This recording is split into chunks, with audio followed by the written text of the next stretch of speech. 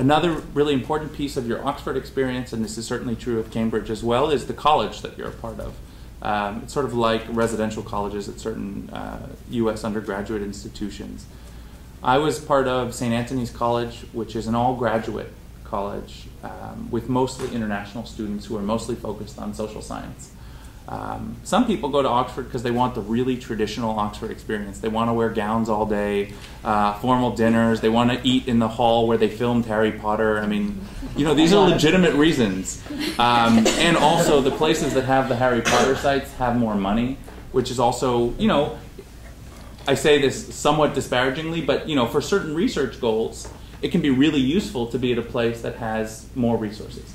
So these are all relevant considerations. And for me, you know, the college experience was a really huge part of why Oxford was great. I was among the most international community I'd ever been a part of like-minded people who were interested in the same sorts of things.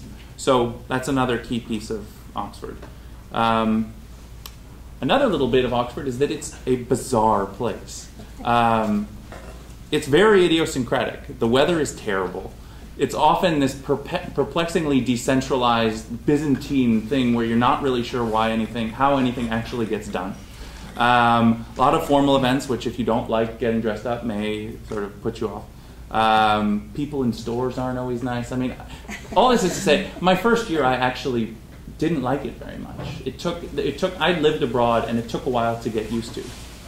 That being said, after a while, I felt like I was part of the most special community that I've ever been a part of and felt more at home in Oxford than I probably have at any other time in the last decade. So all this is to say, it is a different place, and that's an important thing to think about, but it can also be a wonderful place. And a lot of the people that I know who are there for 2 or more years struggled to find their niche in their first year and then really blossomed afterwards. Just some lessons. The first is know why you're applying. Don't apply for the name. It's really long, and if you do pretty well, it can be kind of stressful.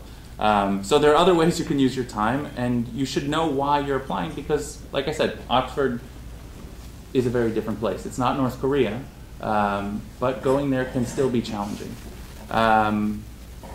If you want to study in the UK and there's something that seems like a good fit, it's a great opportunity.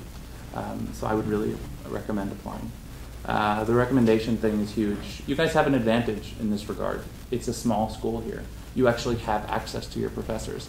If you're at, you know, Harvard or Yale, there's a chance that you're in lectures with 250 people and they are really not going to know who you are. Now they only kind of don't know who you are. So you have an advantage. 2 other things. 1, you can wait a year or even 2, assuming you remain below the age limit.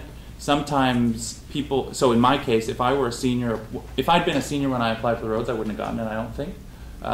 My experiences as a Watson Fellow and then working for another nonprofit in New York, I think really helped strengthen my application and also made me know why I wanted to apply in the first place.